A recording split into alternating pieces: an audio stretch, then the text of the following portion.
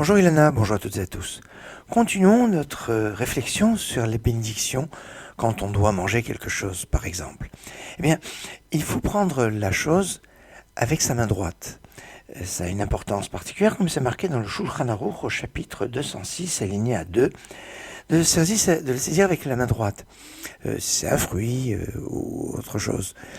Si on est gaucher, ce sera avec la main gauche, quoique, d'après le Kaf HaChaim, suivant l'opinion des kabbalistes, eh bien, même un gaucher prendra aussi avec la main droite. Ça, c'est d'après les kabbalistes.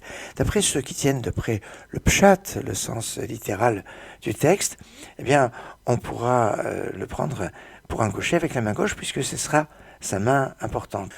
On fera la bénédiction juste avant de consommer le fruit ou l'aliment. Ça veut dire que s'il est nécessaire de l'éplucher, eh bien, on l'épluchera avant de faire la bénédiction. Si on doit se servir un verre, eh bien, on doit le servir et avoir le verre déjà prêt avant de faire la bénédiction.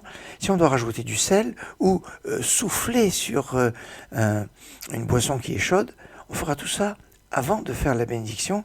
On fera la bénédiction donc après. Quand on fera la bénédiction, on la fera avec évidemment ferveur. On devra la prononcer, l'articuler. Comme on dit, la shmi'a l'ozno, ça veut dire que notre oreille puisse l'entendre. À voix haute, c'est mieux.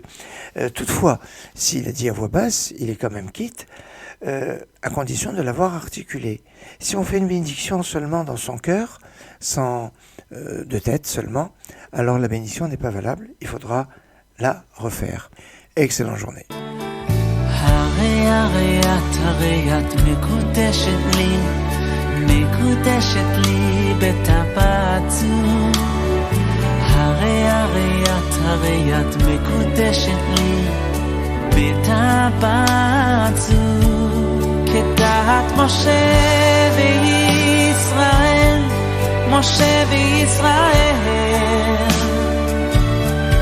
כדעת משה וישראל, הרי את מקודשת לי, כדעת משה וישראל, משה וישראל,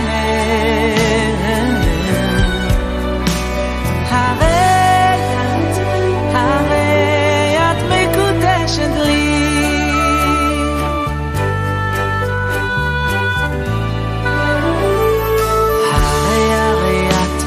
את מקודשת לי בטבעת זו.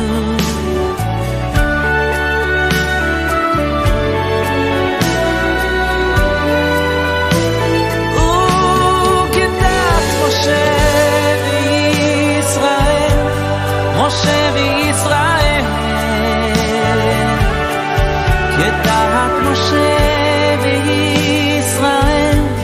הרי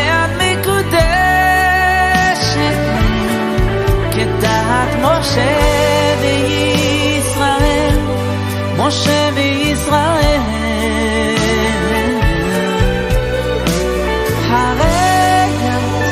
הרי את מקודשת לי. יחד בשניים נגשים חלום, איזה גדול ונשגב היום, ועם המסורת האיתנה נצא לקראת חיים.